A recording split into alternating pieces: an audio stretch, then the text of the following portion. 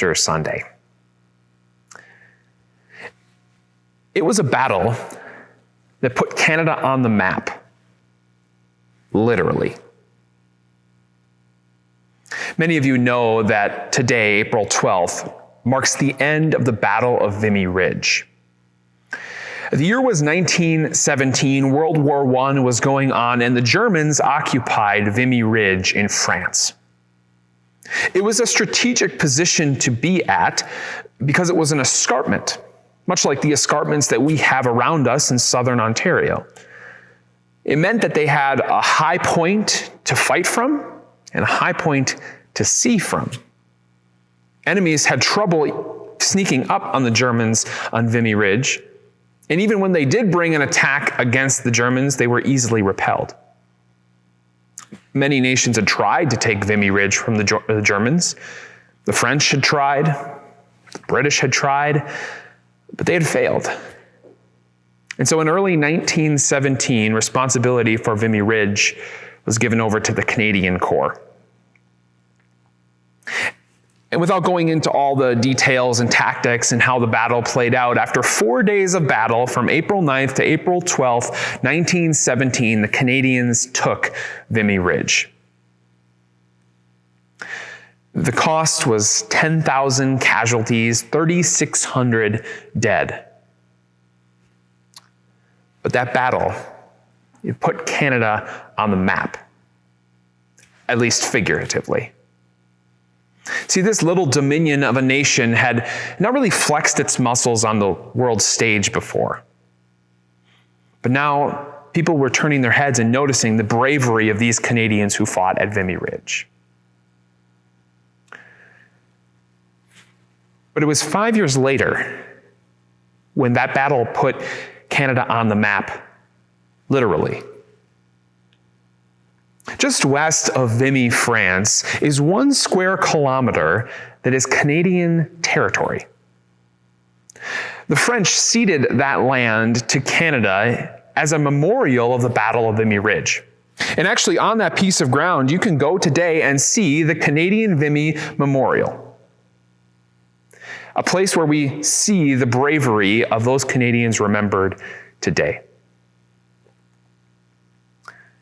What an amazing thing, isn't it? The sacrifice and bravery of those thousands of Canadians got us a piece of land in a land that is not our own. But you know, the truth is that land holds a lot of sentimental value for Canadians, but it doesn't hold much practical value. As much as it's nice to have that memorial sitting on that piece of land, it's not like Canadians can really use it for anything. It's not like people are going to start putting their houses there or start up industry there or open a shop. It's relatively a useless piece of property to us. And the truth is that memorial didn't do that much good either. As much as we are thankful for the bravery that those Canadians showed at Vimy Ridge, it was only a couple decades later where the Germans came back with a war that caused even more bloodshed. What they sacrificed to save didn't last. But not so with Jesus Christ. It was the early 30s AD. And it was also the spring. Death occupied the world. And it was a strategic location for death because, well, all the people in the world lived there. And there were some who had tried to beat death, in fact, had kind of been successful. There were these guys, Enoch and Elijah, who had somehow bypassed death by God's power, but they couldn't bring anybody with them. There were a handful of people who came back from the dead. A woman's son, a centurion's daughter, a man named Lazarus. But every single one of them subsequently died again. And so it was the early 30s AD where Jesus of Nazareth took up the fight against death. Now, without going into all the details of how it happened, after a day of floggings and beatings and mockery and a fake trial and a crucifixion, it looked like Jesus Christ had lost. One casualty, one dead. The man who had been calling himself the Son of God looked anything but godlike. The one whom everyone expected to flex his muscles looked positively weak.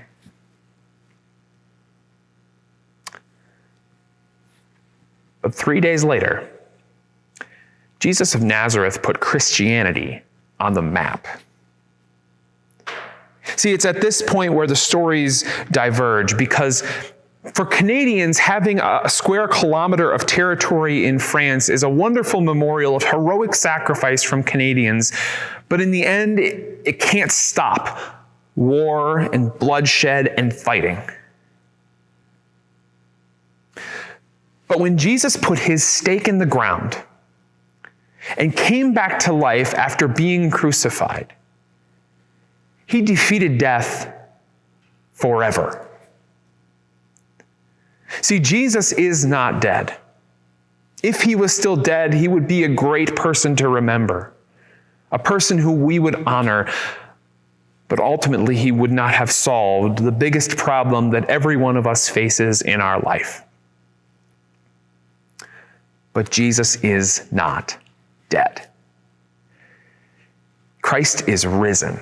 He is risen indeed, and because he lives, death is the last enemy to be defeated. This Easter, we're going to start a new sermon series called The Last Enemy. It's based on some words that the Apostle Paul penned in 1 Corinthians 15, a beautiful long chapter that Paul wrote about the resurrection and its implications for the people of the world.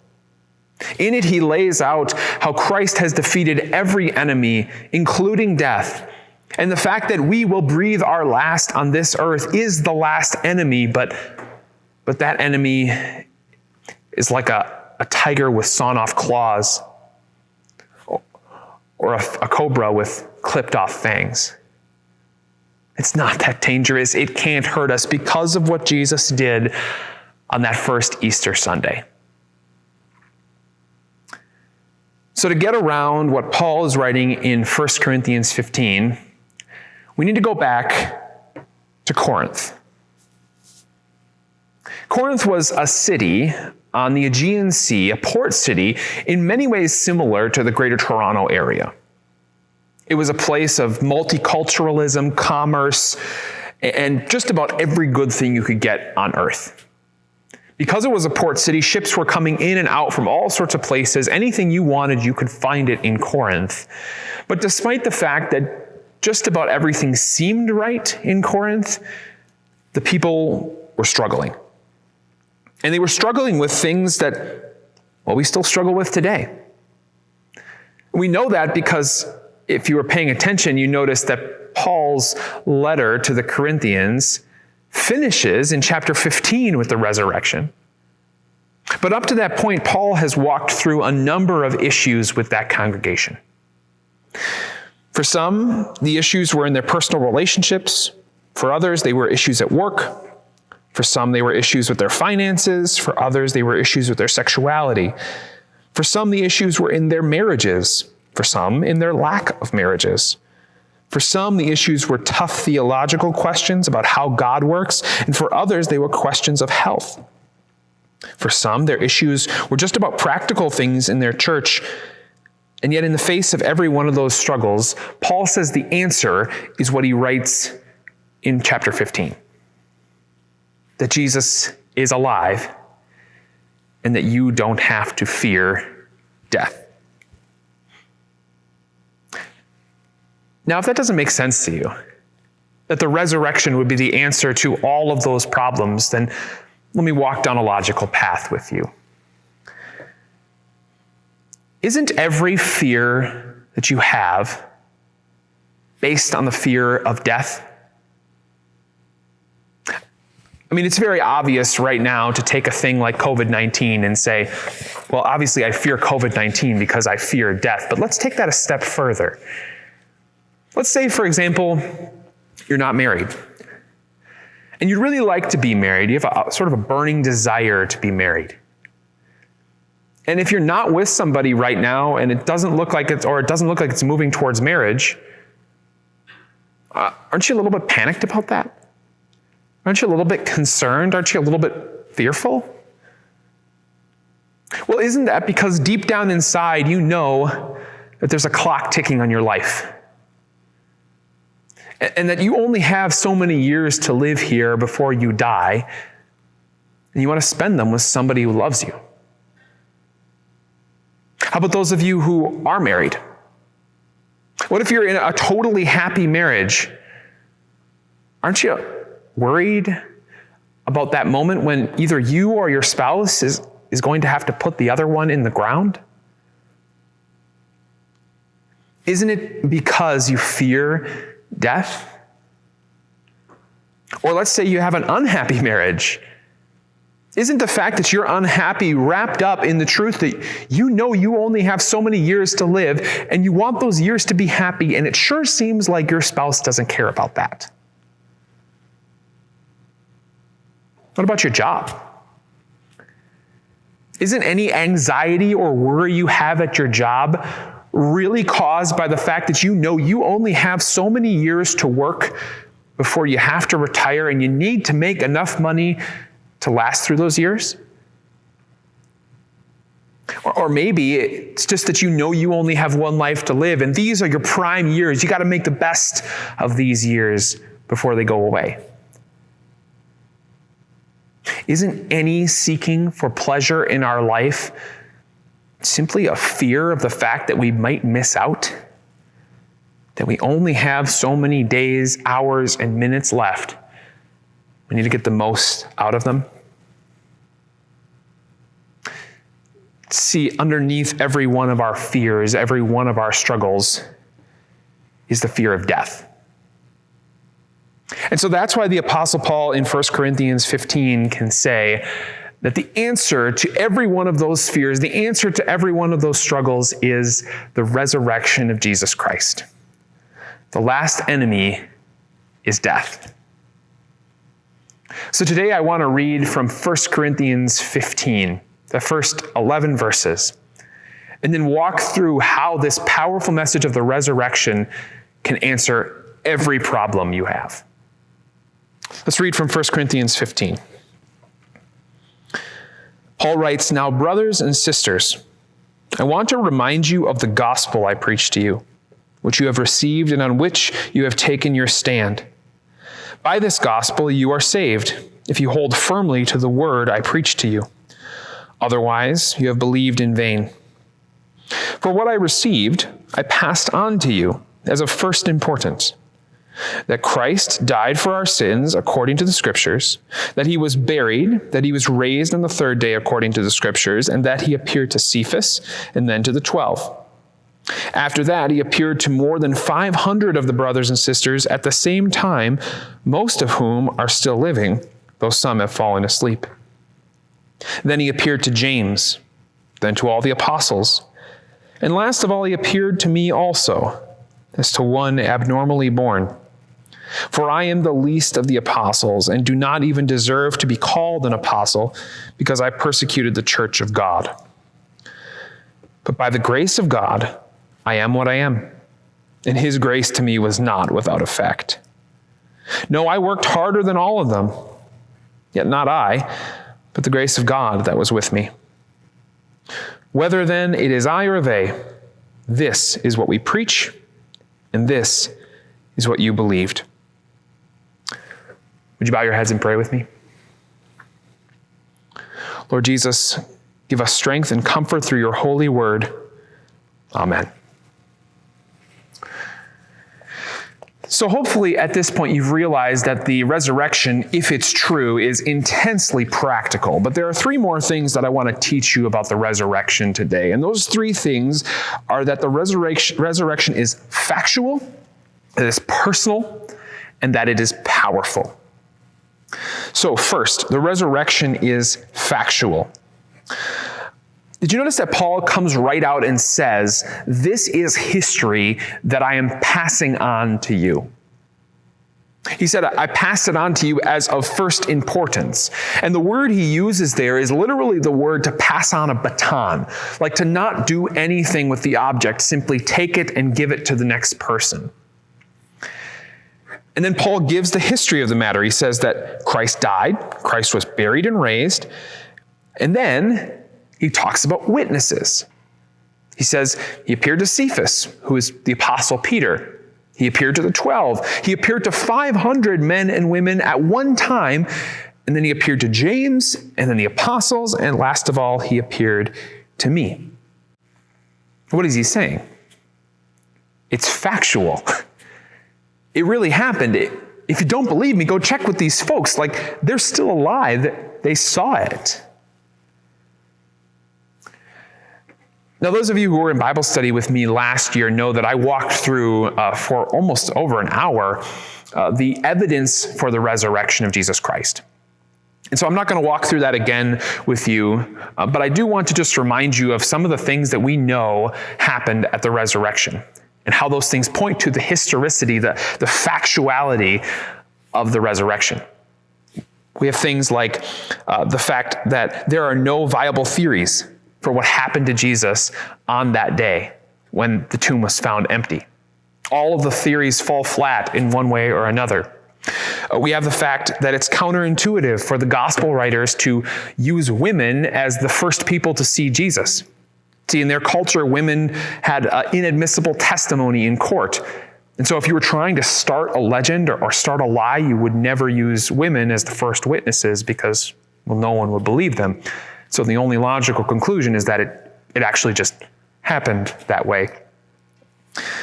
We also see that people who claim to see Jesus alive were willing to die for that claim, and not one of those who was killed for that claim backed down from that claim.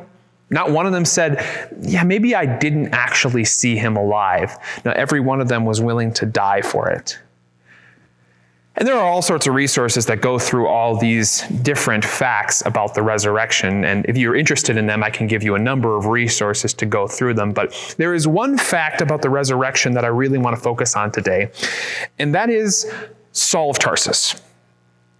You know him probably as Paul, which was his Roman name.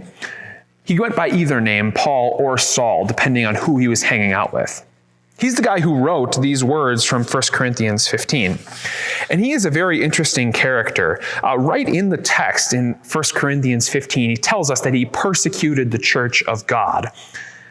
But that's probably glazing over a whole bunch of history. The book of Acts tells us that Saul was actually present when the Christian martyr Stephen was being stoned, and he was giving his approval to that stoning. He was hell-bent on ending Christianity in the first century Roman world. He saw it as a threat to his religion and his culture, and he was willing to do just about anything to stop it, until one day he converted to Christianity. Now, Paul claims this, and other places in the scriptures attest to this, that what caused him to convert to Christianity was an encounter with the resurrected Jesus. Like, Jesus literally showed up to him as he was traveling down a road and said, "Saul, why do you persecute me?" And you don't have to believe that that's true, but you then have to account for the fact that a man who was absolutely hell-bent on ending Christianity suddenly became its biggest fan and proclaimer, literally overnight. I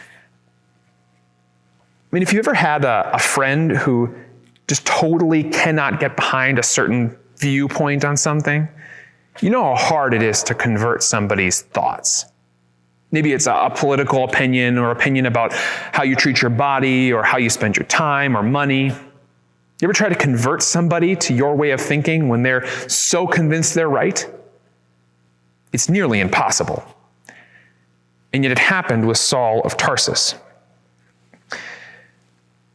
Now let's just take this to its logical conclusion. That means that Jesus is alive. There's no other logical explanation for how Paul, became this preacher and writer and missionary for the Christian faith other than the fact that he saw Jesus alive. But let me let you in on a secret. That sort of evidence, it's not enough. Jesus said something about this in Luke chapter 16 when he was talking about heaven and hell and resurrection and faith. He told a parable, and in the parable, one of the characters says this: "If they do not listen to Moses and the prophets, they will not be convinced even if someone rises from the dead." And in that little phrase, Jesus teaches us that just knowing the facts of the resurrection, knowing the evidence, being able to historically track whether it happened or not isn't going to convince people that Jesus is actually alive. You might think to yourself, how is that? How is it that someone can just throw away evidence, ignore history? Well, the truth is it's Satan. In our culture, we don't like to believe that there is an actual personal evil being named Satan who fights against Christianity, but the Bible is very clear. There is a Satan. And he wants nothing more than everyone to not believe the gospel, to not believe the resurrection. And so simply giving people evidence won't be enough. But Paul knows that. And so he shows us that the resurrection is not just factual, it's also personal. Did you notice as he listed off the names of different people that you should verify his story with, he listed Peter and James. Now, Peter is an obvious choice to name by name because he was the first of the disciples to see the empty tomb. But James is an interesting person to choose. See, James was arguably as close to Jesus as you could possibly be, but he didn't believe in him. James was Jesus' half-brother, the biological son of Mary and Joseph after Jesus was born of Mary. And James didn't believe this whole Son of God story. And I suppose to some extent you can't blame him. I mean, if any of you are a younger sibling in your household, isn't it true that you sort of think your older sibling abuses their power and position sometimes? Why wouldn't James think the same thing about Jesus? This guy walks around thinking he's the Son of God. That's ridiculous. I know him. I grew up with him. But we know that James eventually did become a believer. And he did after this resurrection happened. So you know what that teaches us? The resurrection is personal. You can have all the evidence you want. You can even be close to Jesus, but that doesn't mean that you will believe. Now, first, that's important for those of us who call ourselves Christians, because we are in church regularly. We're reading our Bible regularly. We're, quote unquote, close to Jesus. But what the Bible tells us in multiple places is that just knowing about Jesus, knowing facts about him, that's not enough. See, faith in Jesus is putting trust, putting your soul in his hands, relying on him to take care of your salvation, to believe that the resurrection actually happened. You know, as I talk to Christians, I realize that more and more we don't really understand what Jesus was trying to do for us. We get the whole thing with the cross, and we get that the empty tomb is supposed to give us heaven, but we forget the end of the story. See, we forget that what the Bible teaches and what we confess every Sunday is that we believe in the resurrection of the body. We believe that after the world ends and Jesus comes back, he is going to resurrect our bodies from our graves, just as his body was resurrected from his grave. And we're going to live in a beautiful, perfect world that God has recreated for us. Eden restored, but even better. And it was only when James saw that that was possible, that that was the centerpiece, that that was the end game for Jesus, that he realized this was never about a power trip for Jesus. This wasn't about controlling people's minds or controlling people's behavior. It was about giving them something they could never get for themselves. But the fact that the resurrection is personal is also an important thing for those who are skeptics. Maybe some of you who are watching this are skeptics. You might be okay with Jesus, but not be willing to go all in on him. I want to show you how personal this is.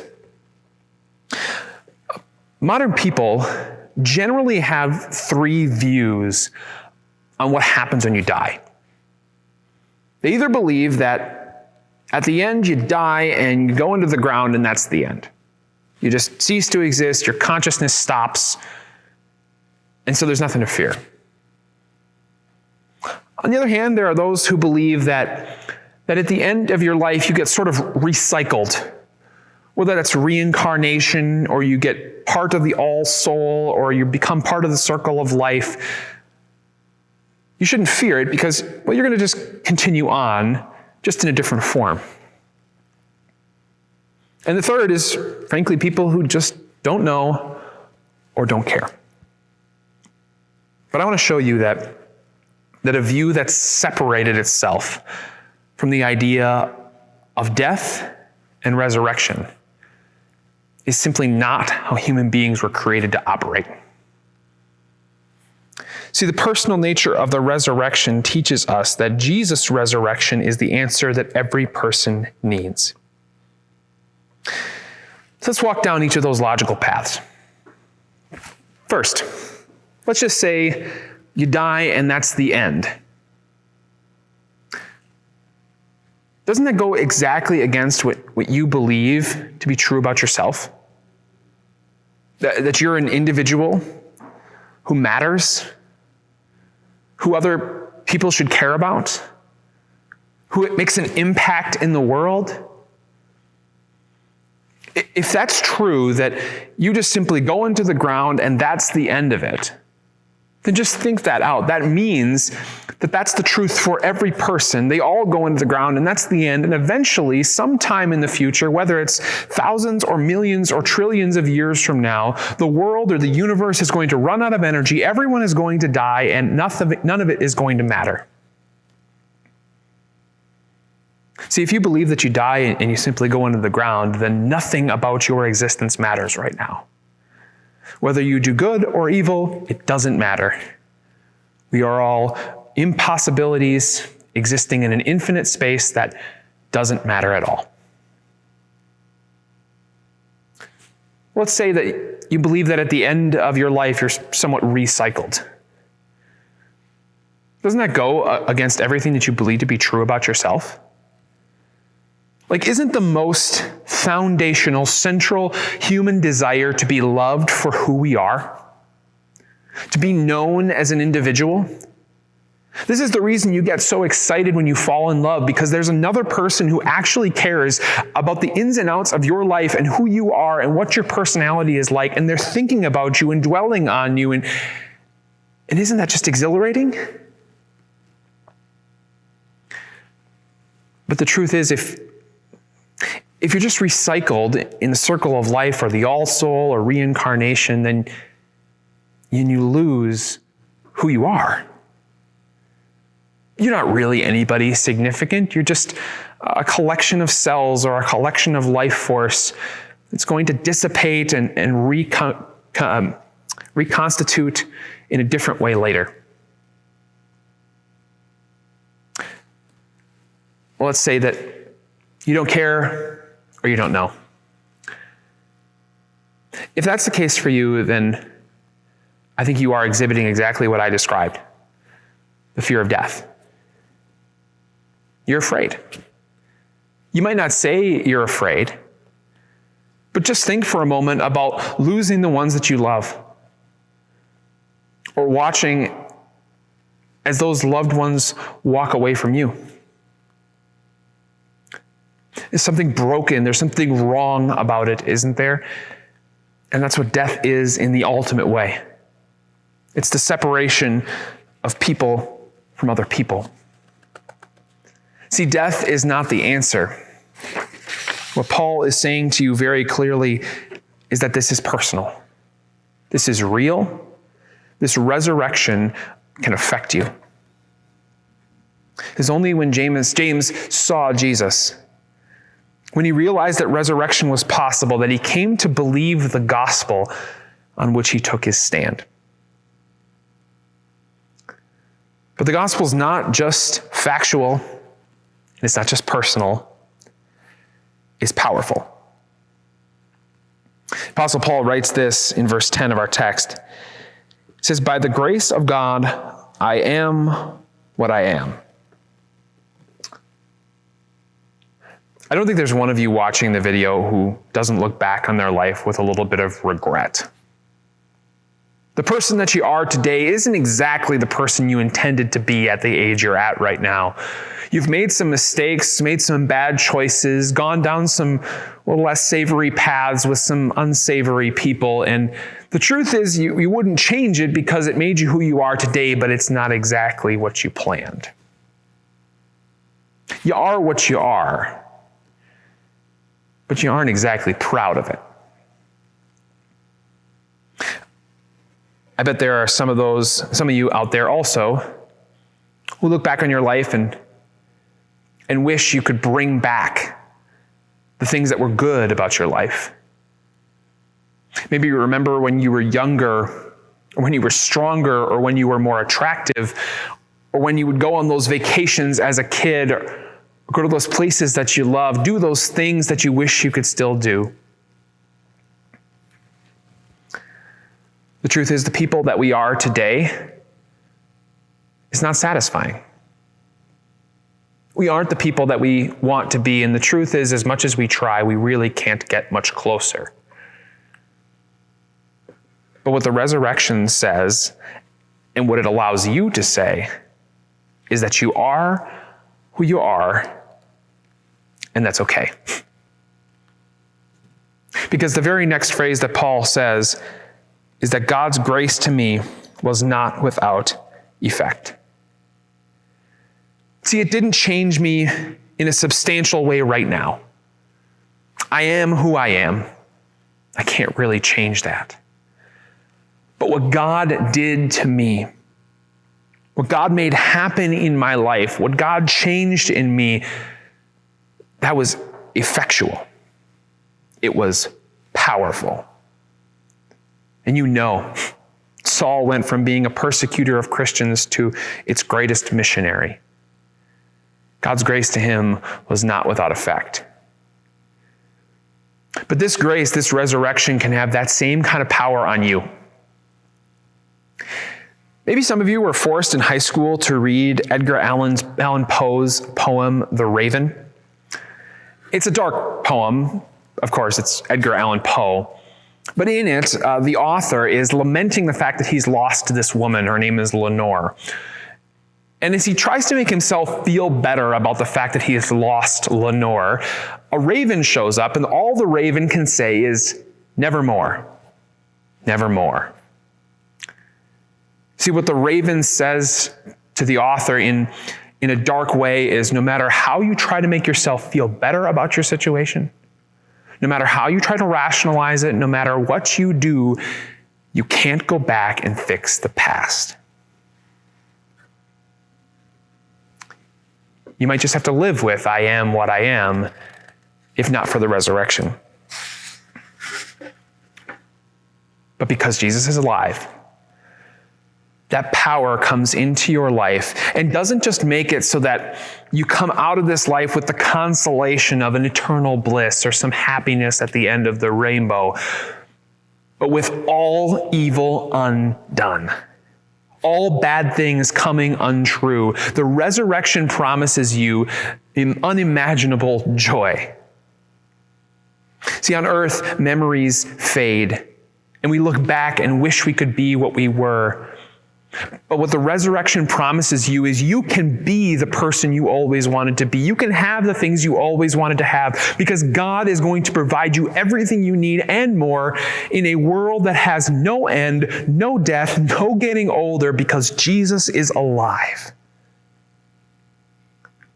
Whatever you fear, this smacks that fear in the face. Whatever you're worried about, this can bring consolation. Whatever you're anxious about, this can bring peace. Because whatever you're going through right now, it is nothing compared to what Jesus did in the resurrection. Today you can go over to France and visit a little part of Canada. But who knows how long that'll last. Nations rise and nations fall. Memorials get destroyed and wars start again. But Jesus put his stake in the ground. He called it his word that tells about his resurrection. And when you go there, you find peace and joy and life. I pray that you know this message, that you believe it, and it resurrects you someday. Amen.